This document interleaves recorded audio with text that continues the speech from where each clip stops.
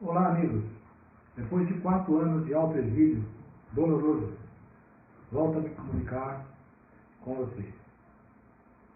Rapidamente vou dar um histórico de minha vida para aqueles que vão ver esse pequeno vídeo e que não me conhecem. Nasci numa família muito numerosa. Éramos em 10, uma situação dramática, num quarto de cozinha. Era muita dificuldade.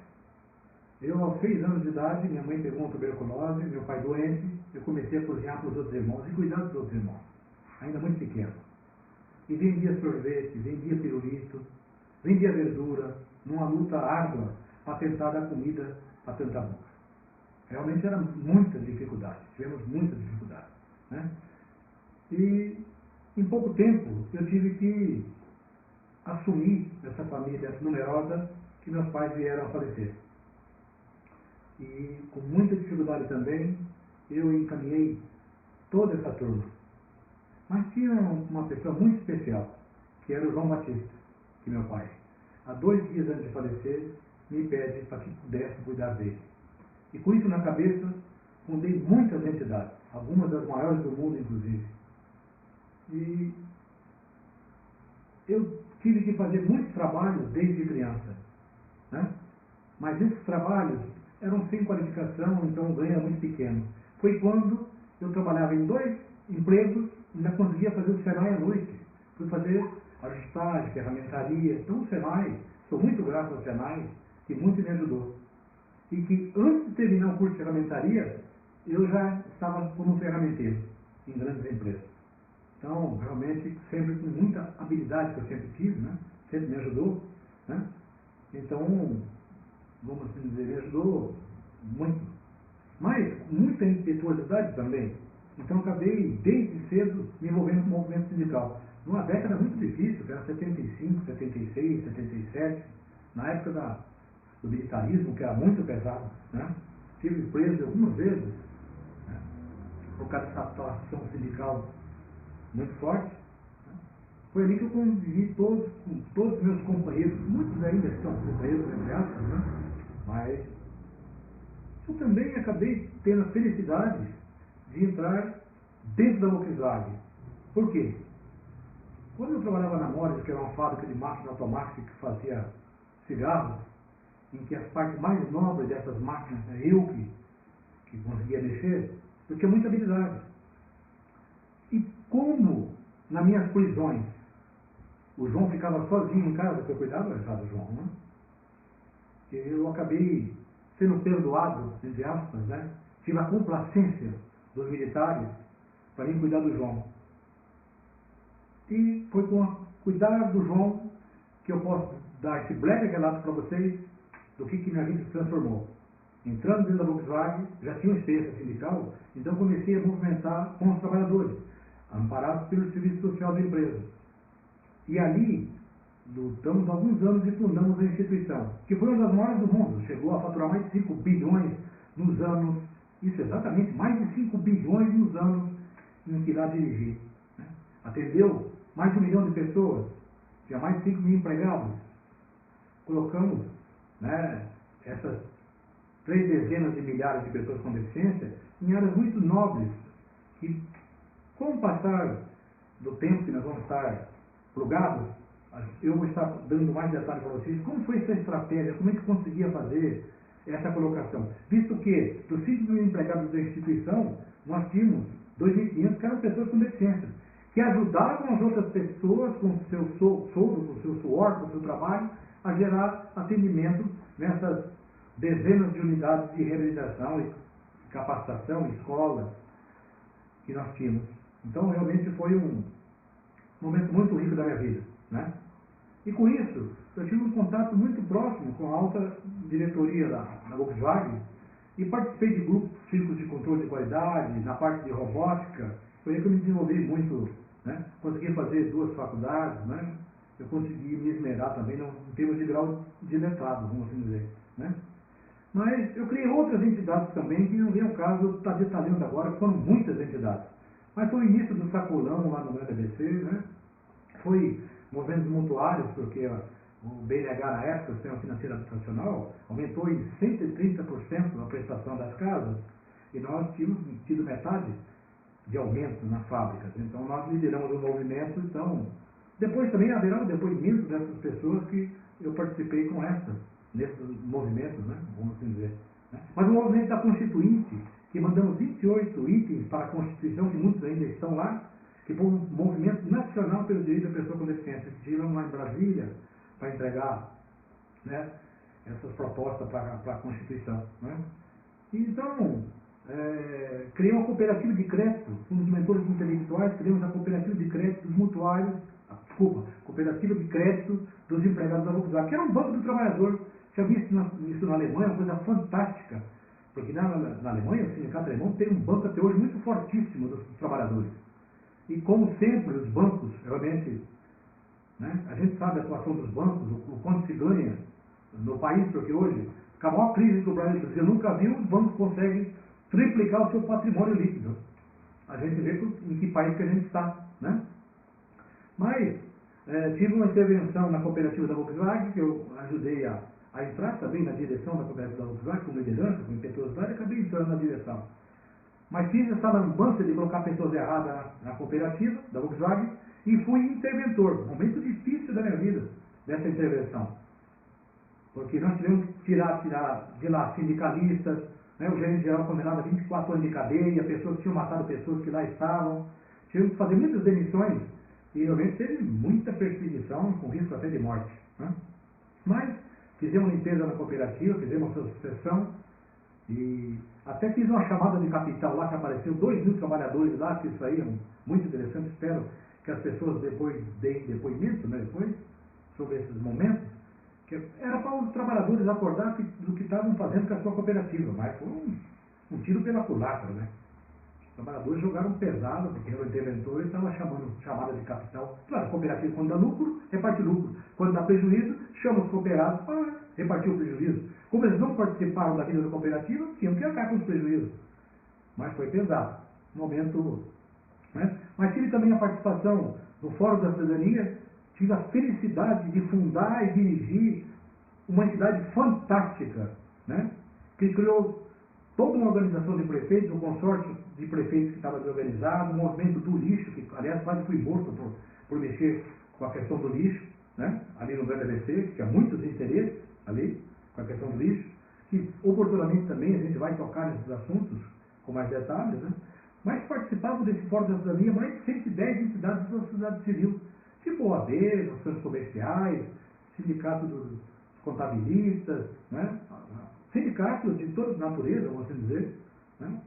Então, esse movimento forte que eu tive a felicidade de fundar e de presidir, criou a Câmara Regional do BNDES, que foi na minha gestão que se criou a Câmara Regional, que foi investido, né, alguns bilhões ali no BNDES, no qual tive a felicidade de conhecer o Mário Covas, um grande estadista, né?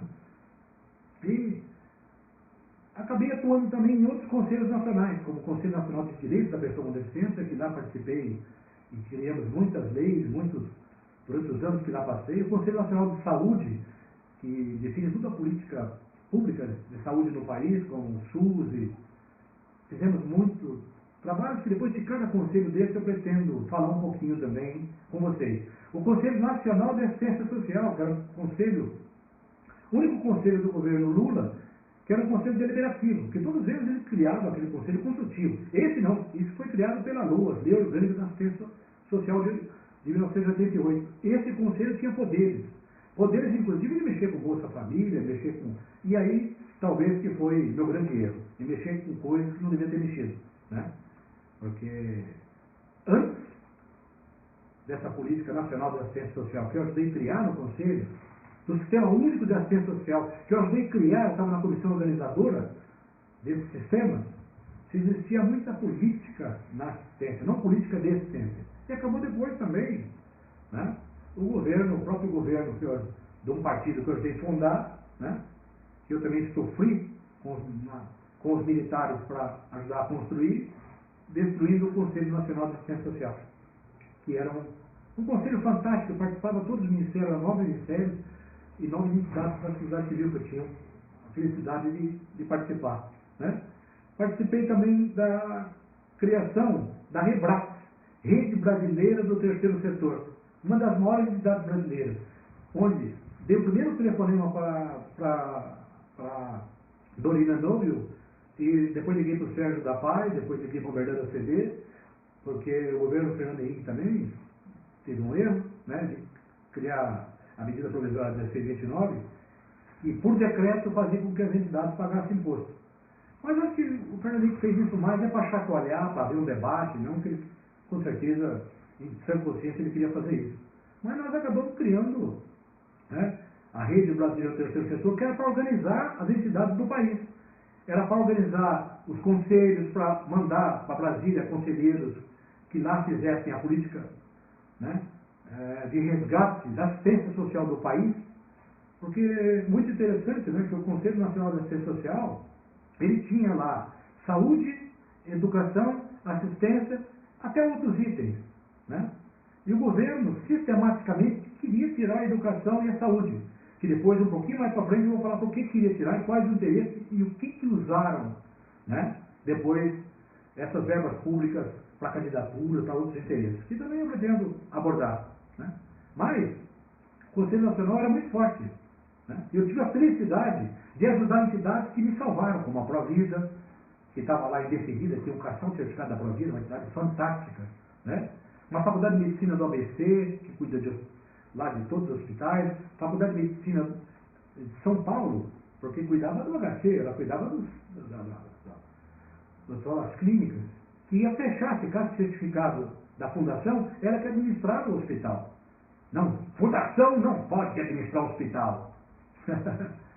Né? Aí vem a ideologia e arrebenta o hospital, arrebenta fundações, tudo bem, importante é a ideologia. Né? Então isso mais para frente eu vou colocar. Para ir concluindo já, atuei também na política, fui candidato a deputado federal, porque eu tinha essas ideias já que se discute hoje, da reforma política, né? Com voto distrital, fidelidade partidária, voto não obrigatório, enfim, todas essas discussões que hoje se fala da reforma política, que ela é imperativa, seria a reforma mais importante do país. Mas, na hora oportuna também, a gente vai falar, peço até desculpa para os eleitores, porque sem sujar muro, sem sujar poste, sem prometer coisas mirabolantes, você não se elege a deputado, né?